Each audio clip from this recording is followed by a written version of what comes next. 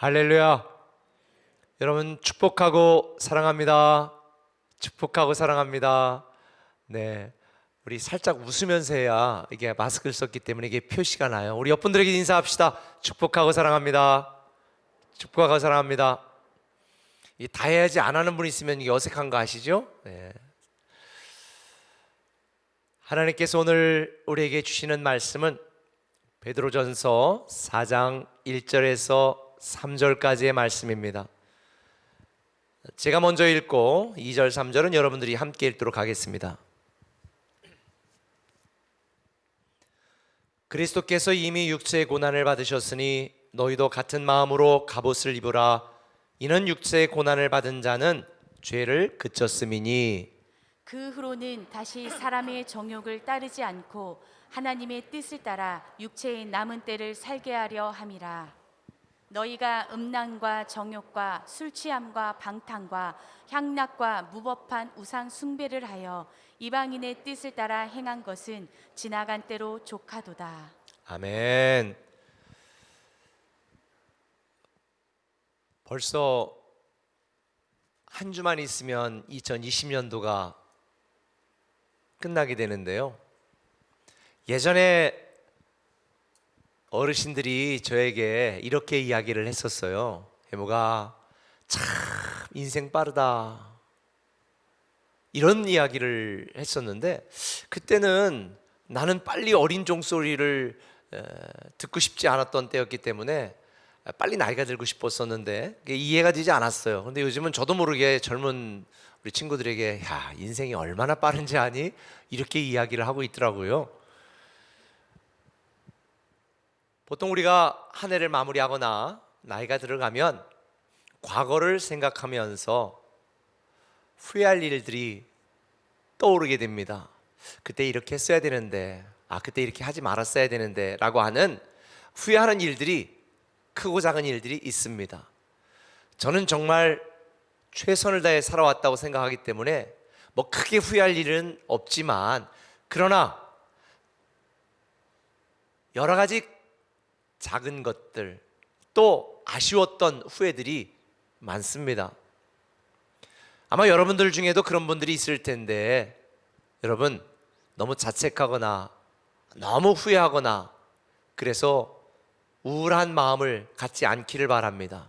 왜냐하면 우리가 미숙하고 연약하고 또 부족해서 때로는 실수할 수 있고 때로는 후회될 일들을 할 수도 있지만, 하나님은 그 모든 것들을 합력하여 우리가 영적으로 더 성숙하고 성장하도록 합력하여 선을 이루도록 만드시는 분이니, 후회할 일들이 있다면 앞으로는 내가 후회하지 않는 삶을 살아가리라, 그렇게 결단하는 저와 여러분 되었으면 좋겠습니다. 특별히 우리 교회는 이 비대면 시대에 어려운 상황 속에서도 양육을 계속 비대면으로 온라인으로 진행을 해왔습니다. 혹시 여러분들 중에 아직 양육을 하지 못한 분이 있다면 꼭 신청하셔서 온라인으로 양육을 비대면으로 함께 하시면 좋겠습니다. 이렇게 양육을 하고 끝나고 소감문을 교회에 낼 때에 이렇게 제가 주로 거의 다 읽어보는데요, 읽어보면 대부분 많은 분들이 후회를 하세요.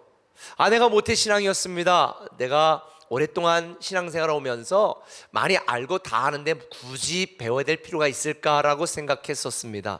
그런데 꿈에게서 양육을 하면서 이런 부분, 내가 미처 깨닫지 못했던 이런 여러 가지 도전을 받고 깨닫게 되어 왜 좀 더 빨리 양육을 하지 않았는가라는 후회를 하는 분들이 꽤 계세요.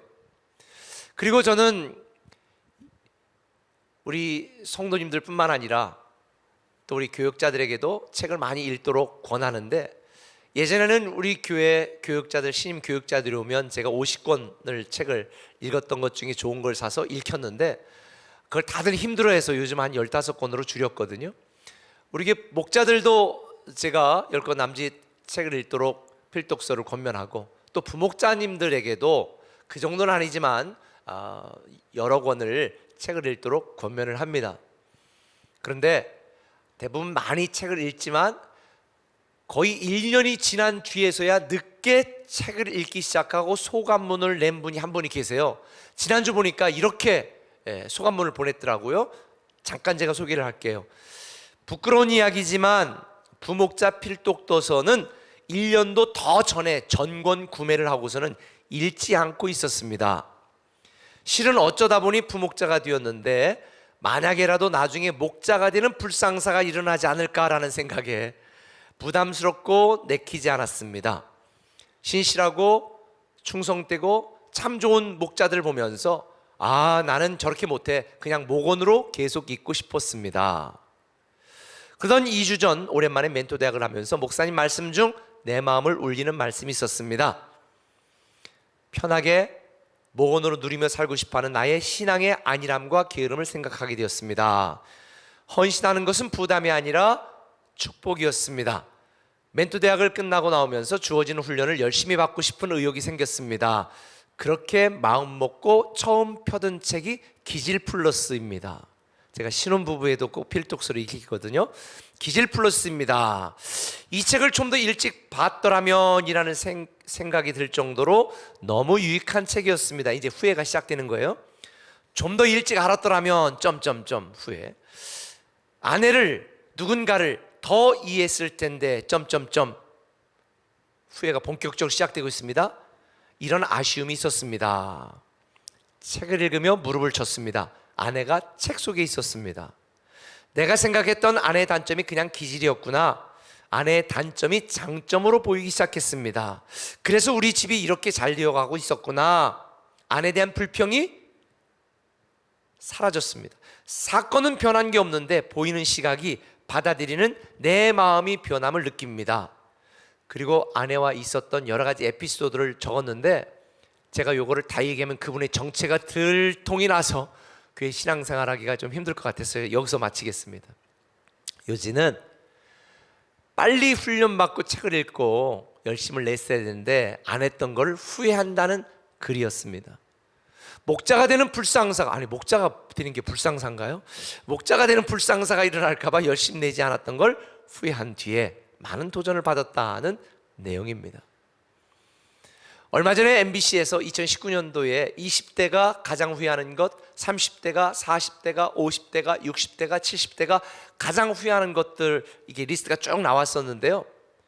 놀랍게도 50대까지 거의 1, 2, 3위 안에 계속 들은 게 뭐였는지 아세요?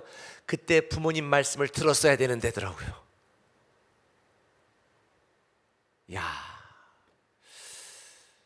여러분, 교회에서는 영적인 지도자의 말을 들어야 됩니다. 나중에 천국 가서 그때 꿈의 교회 안희목 목사의 말을 들었어야 되는데 분명히 후회하게 됩니다. 여러분, 올해 어떤 후회가 있으세요? 아마 세중에 사는 대부분들, 아마 전세 사는 분들은 그때 전세 대출을 더 받아서라도 집을 샀어야 되는데 이거 후회되시죠? 아니, 어떤 분들은 그때 팔지 말고 좀 더 있어야 되는데 아마 이런 후회 하실 거예요. 혹 어떤 분은 그때 내가 좋아하던 이 인간이 아니라 나를 쫓아다니던 그 사람과 결혼했어야 되는데 막 이런 후회도 있을지 모르겠습니다. 그런데 여러분, 육적으로는 여러 가지 많은 후회가 있을 수 있지만 육적인 후회는 무익합니다. 우리를 힘들게 하고 우울하게 합니다. 다만 영적인 후회는 우리의 신앙의 진보와 성숙을 위한 것이니 저는 차라리 여러분들이 내가 하나님의 기쁨으로 살지 못했던 것, 내가 하나님의 기대대로 살지 못했던 것, 내가 하나님의 뜻대로 살지 못했던 것들을 후회하는 수준 높은 후회가 여러분에게 있기를 바랍니다. 그러나 우리가 후회하지 않는 삶을 살아야지요. 제가 여러분에게 말씀드릴게요. 하나님의 뜻을 선택하면 최고의 기회가 됩니다. 그러나 하나님의 뜻 대신에 내 뜻을 선택하면 최악의 후회를 하게 될 것입니다. 올해 여러분 어떻게 살았습니까? 아니, 내년은 어떻게 사시렵니까?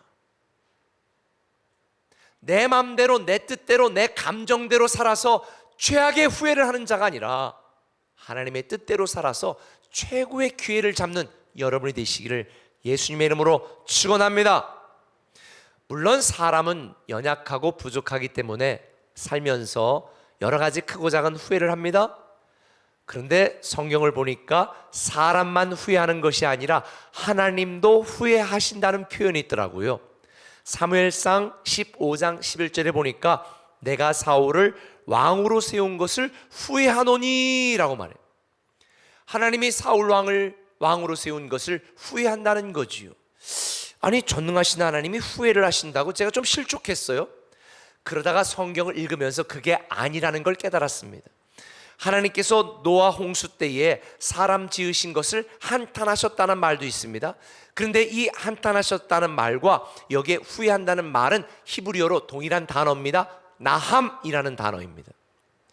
근데 이 나함이라는 단어는 어떤 의미를 갖고 있느냐면 한숨을 쉰다, 한탄한다, 이런 뜻을 갖고 있는 것입니다.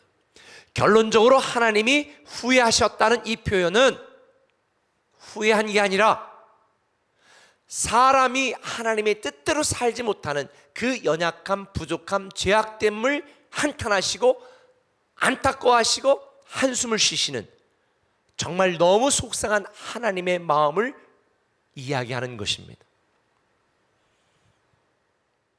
하나님은 잘못 선택하지 않습니다. 잘못 결정하지 않습니다. 후회가 없으십니다.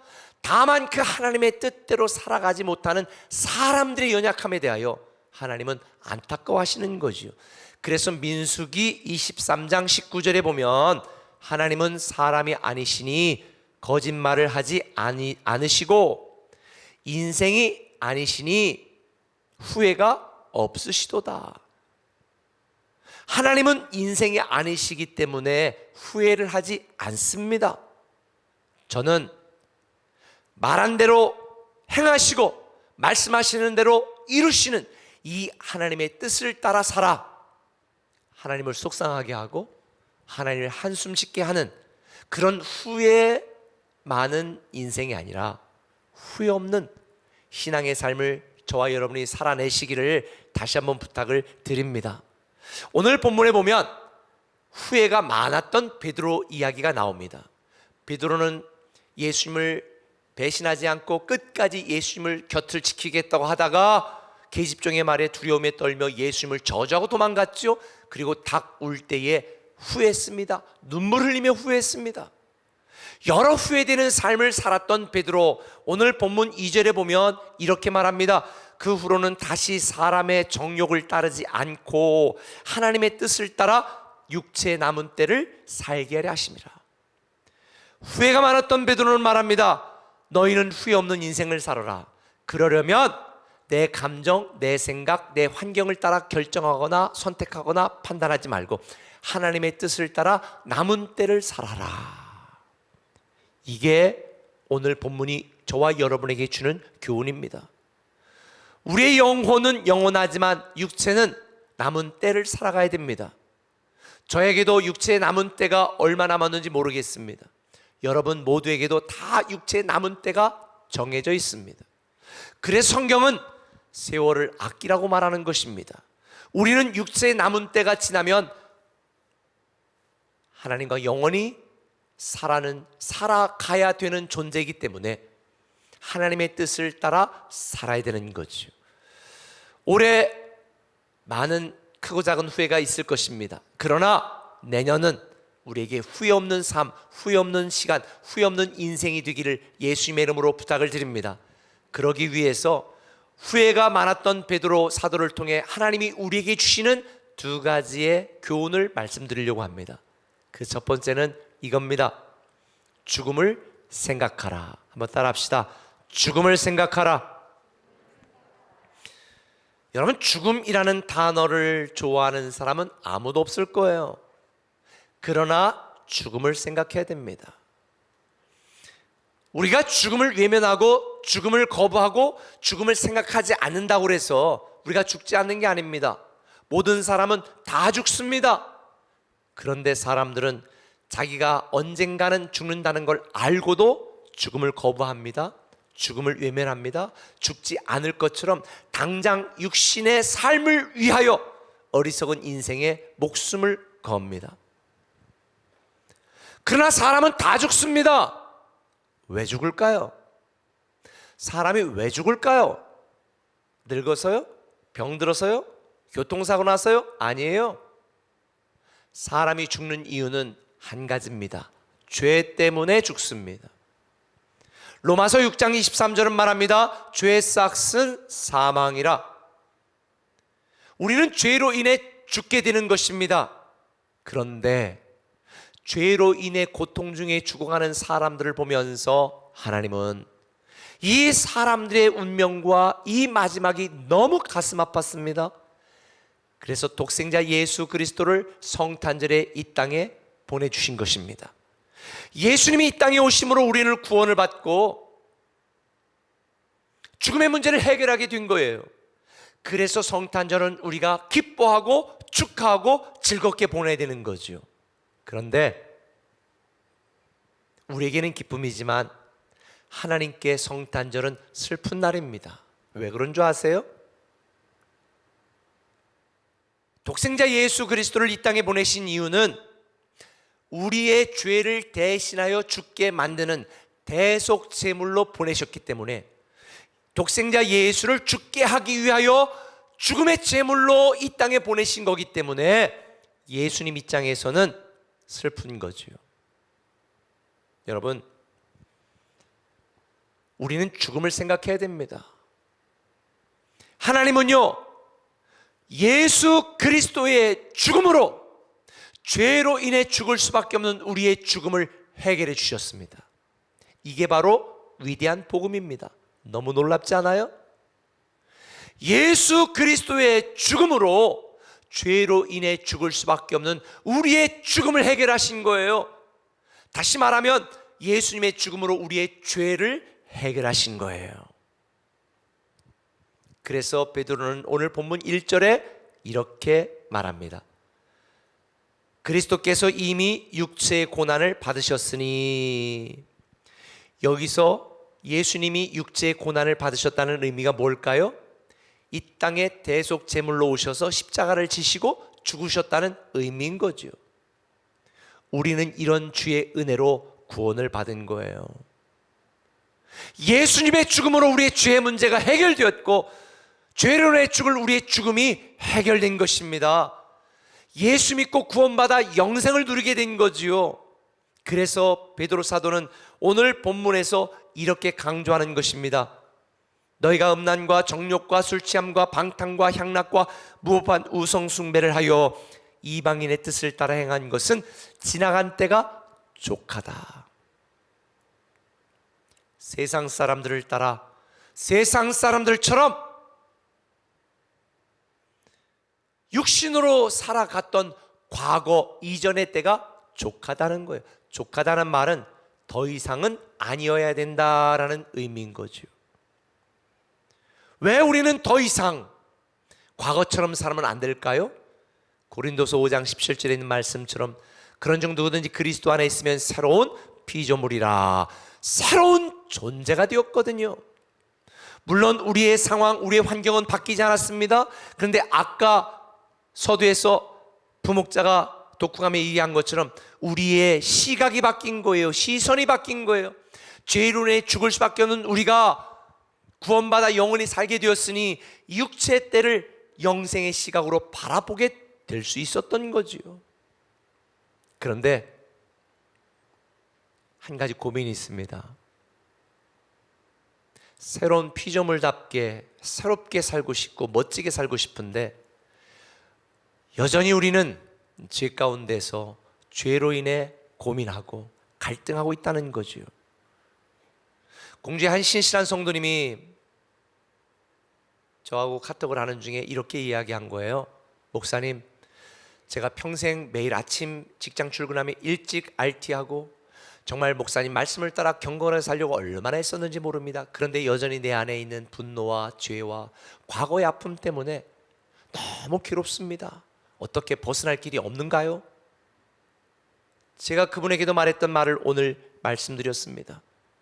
우리의 선한 행실과 노력으로는 우리는 절대로 죄의 문제 해결할 수 없고 새롭게 살 수가 없습니다. 그럼 어떻게 되나요? 그 비결이 로마서 6장 11절에 있습니다. 너무 중요한 말입니다. 같이 한번 읽겠습니다. 시작. 이와 같이 너희도 너희 자신을 죄에 대하여는 죽은 자요 그리스도 예수 안에서 하나님께 대하여는 살아있는 자로 여길지어다. 죄에 대하여는 뭐로? 죽은 자로 여기고 하나님에 대하여는 산 자로 여기라는 거예요. 아하, 이전에 죄로 인해 죽을 수밖에 없었던 우리 죄악된 이전에 나도 죽은 자고, 죄를 짓고 있는 현재 나도 죽은 자고, 죄를 지을 미래 나도 이미 죄에 대해서는 죽은 자예요. 왜? 예수님께서 2000년 전에 이미 우리의 모든 죄를 해결하셨기 때문에. 혹 여러분들 마음 가운데에 나는 왜 이렇게 죄 가운데서 사도 바울처럼 나는 곤고한 인생을 살지? 그때 이렇게 말해요. 나는 죄에 대하여 죽었다. 이전에 나는 죽었다. 그리고 그리스도 안에서 다시 살아난 존재다. 이 믿음이 저와 여러분을 죄로부터 해방시켜 주시고 이 모든 갈등과 고민으로부터 자유하게 만들어 주실 줄 믿습니다. 이걸 우리의 삶으로 경험하기 위하여 꼭 해야 될 게 있습니다. 죄에 대하여 반응하지 말라는 거예요. 여러분, 죄에 대하여 죽었다라고 말하잖아요. 죽은 것들은 반응하지 않습니다. 그렇죠? 모든 죽은 것들은 반응이 없어요. 여러분이 아무리 사랑하는 배우자랑 어젯밤에 같이 잤다고 하더라도, 한 이불 속에 잠을 잤다 하더라도 만약에 죽었어, 그럼 어떻게 돼요? 절대 같이 못 있어요. 왜? 두려워. 왜? 죽었으니까. 죽은 모든 것들은 내가 울어도 반응이 없고 사랑한다고도 반응이 없고 아무런 반응이 없는 것이 두려움이거든요. 근데 여러분, 우리는 죄에 대하여 죽은 자예요. 이미 죄에 대해서는 반응하면 안 되는 자예요. 그런데 왜 우리가 죄 때문에 여전히 두렵고 고통스러운 줄 아십니까? 죄에 대하여 반응하기 때문이에요. 이미 예수님의 죽음으로 우리의 죄와 죽음을 해결해 주셨는데도 불구하고 우리는 끊임없이 죄로 인하여 일어나는 감정에 너무 반응을 빨리 합니다. 세상에 반응을 합니다. 욕심에 반응을 합니다. 그리고 하나님께는 전혀 반응하지 않습니다. 이게 바로 우리가 예수를 오래 믿었어도 하나님의 축복을 경험하지 못하는 결정적인 이유예요. 오늘날 성도들을 보면 참으로 안타깝습니다. 죄에 대하여, 세상에 대하여, 자기 이익에 대해서는 빛의 속도로 반응합니다.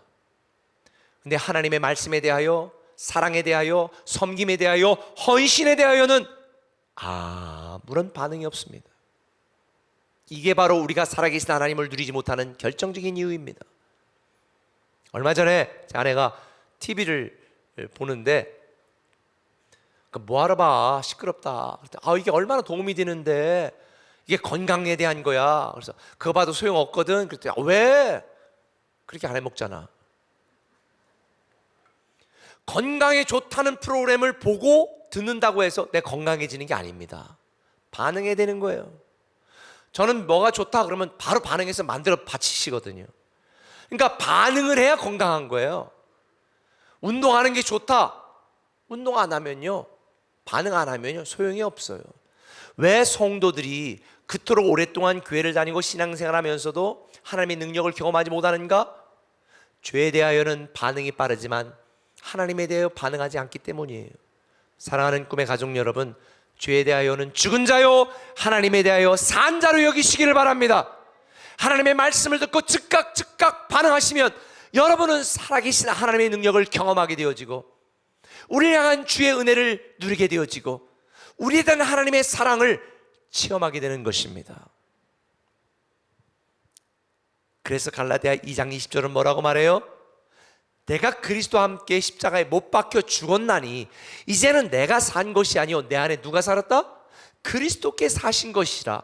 이제 내가 육체 가운데, 육체로 사는 것은 나를 사랑하사 나를 위하여 자기 몸을 버리신 하나님의 아들을 믿는 믿음 안에 사는 것이에요. 근데 왜 우리는 욕심 안에 살아요? 탐욕으로 살아요. 저는 올 한 해 여러분이 후회 없는 인생으로 마무리하셨으면 좋겠습니다.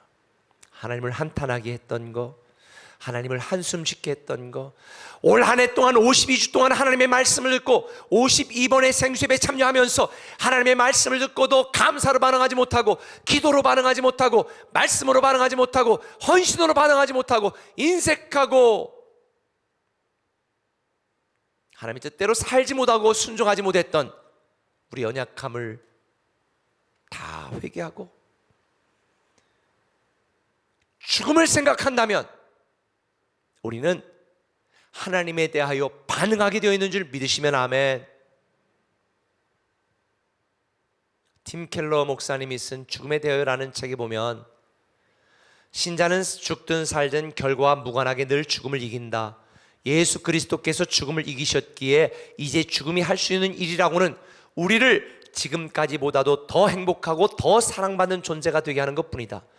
예수님이 당신을 위해 죽으시고 살아나셔 부활하여 당신의 살아계신 구주가 되셨을지인데 죽음이 당신에게 무엇을 어찌하겠는가?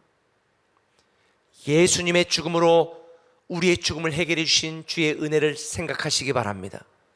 세상의 그 어떤 부귀 영화도 영원하지 않습니다. 오직 영원한 권력이신 하나님만이 영원하십니다. 그래서 우리는 세상에 연연하지 말고 겸손하게 하나님의 말씀에 순종하며 하나님의 뜻을 따르며 살아야 되는 것입니다. 혹 여러분들 중에 우리 세종에는 잘난 분들이 많아서 하나님의 은혜 아니고도 내가 노력해서 내가 열심히 내서 여기까지 왔다고 교만한 분이 있습니까?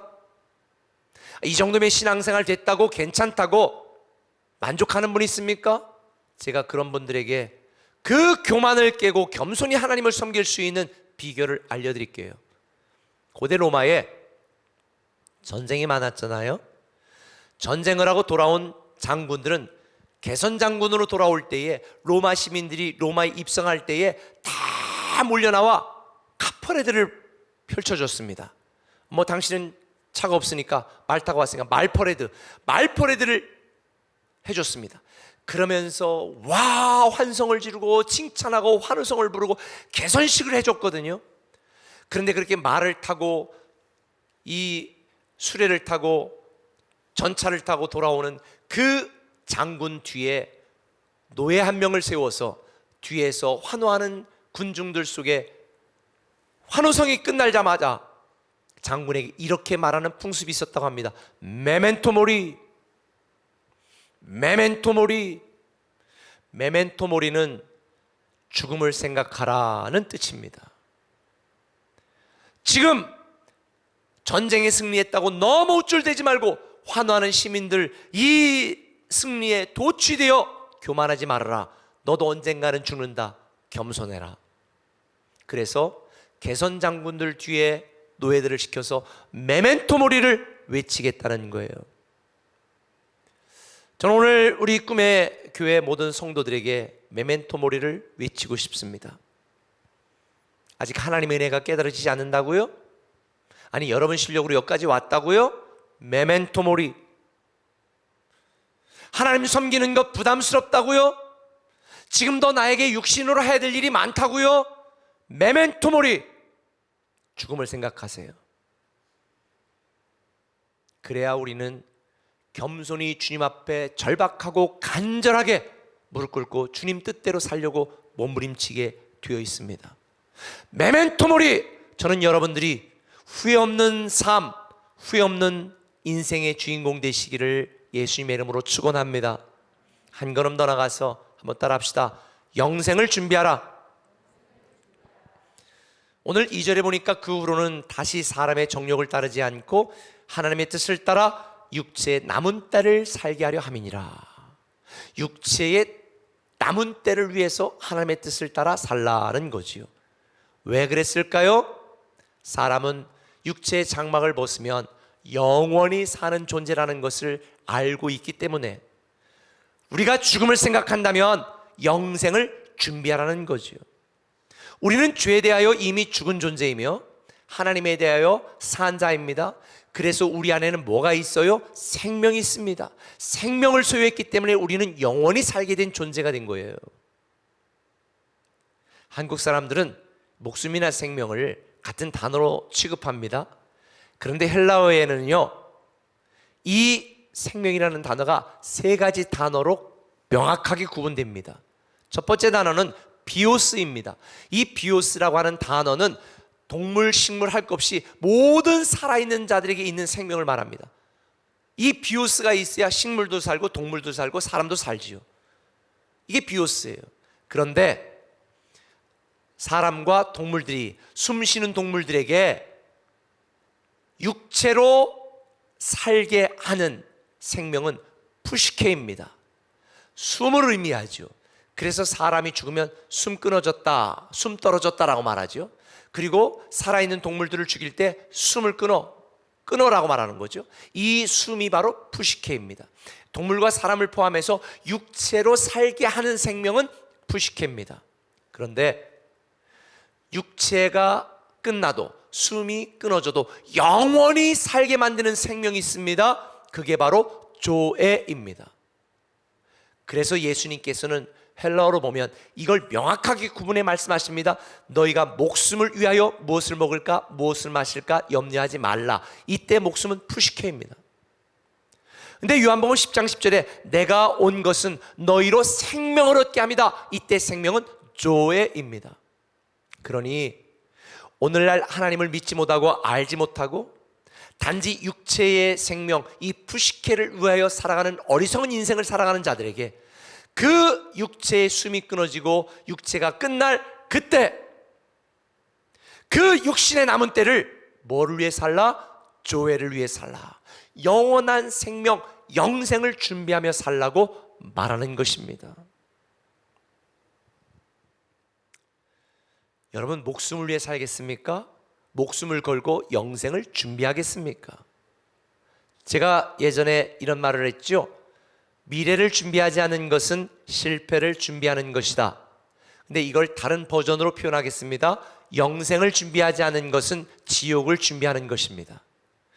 영생을 준비하지 않은 것은 하나님 앞에서 수치와 부끄러움을 준비하는 것입니다. 그래서 베드로 사도는 3절에 이렇게 말하는 거죠. 이방인의 뜻을 따라 행한 것은 지나간 때가 족하도다. 그러니 이제 남은 때 이 푸시케로 살아가는 동안에 모든 에너지와 내 모든 힘을 다하여 조회를 위하여 영생을 준비하며 살아가라. 이렇게 권면하는 거예요. 제가 말씀을 묵상하면서 이런 생각을 했습니다. 모든 그리스도인들에게는 두 날이 있다. D-Day와 V-Day. D-Day는 우리가 예수를 믿고 구원받아 하나님의 자녀가 된 날입니다. 이게 D-Day예요. 근데 대부분의 성도들은 구원받은 D-Day만 생각하며 살아갑니다. 근데 정말 중요한 것, D-Day가 있는 성도들에게 정말 중요한 건 V-Day입니다. 육체의 제한을 뚫고 영원한 하나님 나라에서 조의 영원한 생명을 누리고 영원한 영생을 시작할 그 V-Day를 우리는 준비하며 살아야 되는 거예요. 우리 모두는 D-Day와 V-Day 이 중간의 삶을 살고 있습니다. 여러분, 후회 없는 인생을 살기를 원한다면 D-Day에 감사하는 것을 머물지 말고 V-Day를 준비하며 살아야 됩니다. 노후만 준비하는 것이 아니라 죽음을 생각하고 영생을 준비해야 되는 것입니다. 우리가 이 땅을 살면서 사람의 뜻, 이방인의 뜻, 세상 사람들을 따라 사는 것이 아니라 하나님의 뜻을 따라 살아야 되는 것입니다. 사랑하는 꿈의 가족 여러분, 후회 없는 인생을 살기를 원하십니까? 죽음을 생각하고 영생을 준비하시길 바랍니다. 인생은 영생을 준비할 수 있는 유일한 기회입니다. 육체의 남은 때를 우리가 어떻게 사느냐에 따라서 영생의 삶이 결정됩니다. 서두에서 말씀드린 것처럼 우리는 인생을 마무리할 때 두 가지 후회를 할 것입니다. 그때 했어야 되는데, 또 한 가지는 그때 하지 말았어야 되는데. 여러분들이 했어야 되는 것은 무엇이고 하지 말았어야 된다고 생각하는 것은 무엇일까요? 말씀을 맺겠습니다. 미국 예일대학교를 졸업하고 프린스턴 대학원을 졸업한 수재가 있었습니다. 윌리엄 보드라고. 그는 백만장자의 아들로 태어났습니다. 그런데 그는 예수를 믿고 깨달았습니다. 내가 이렇게 풍족한 삶을 살다가 가는 것이 무슨 의미가 있을까?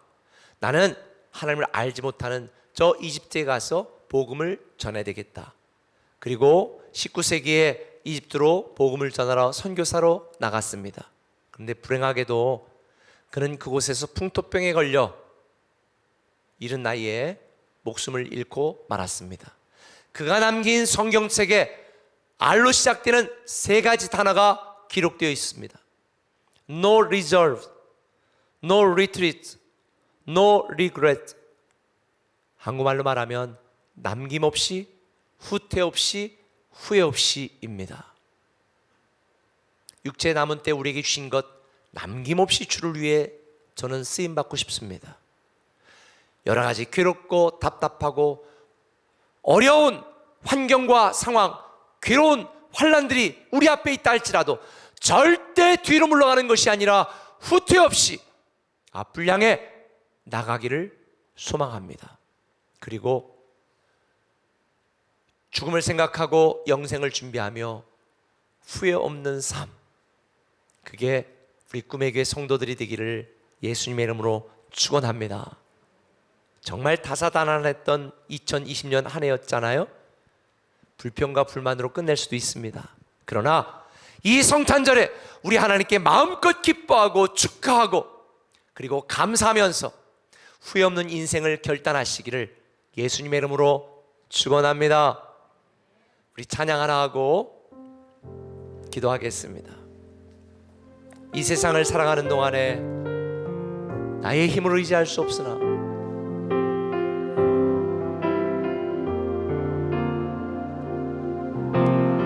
이 세상을 살아가는 동안에 나의 힘을 의지할 수 없으니 기도하고 낙심하지 말 것을 주께서 참 소망이 되심이라. 주의 길을 걸어가는 동안에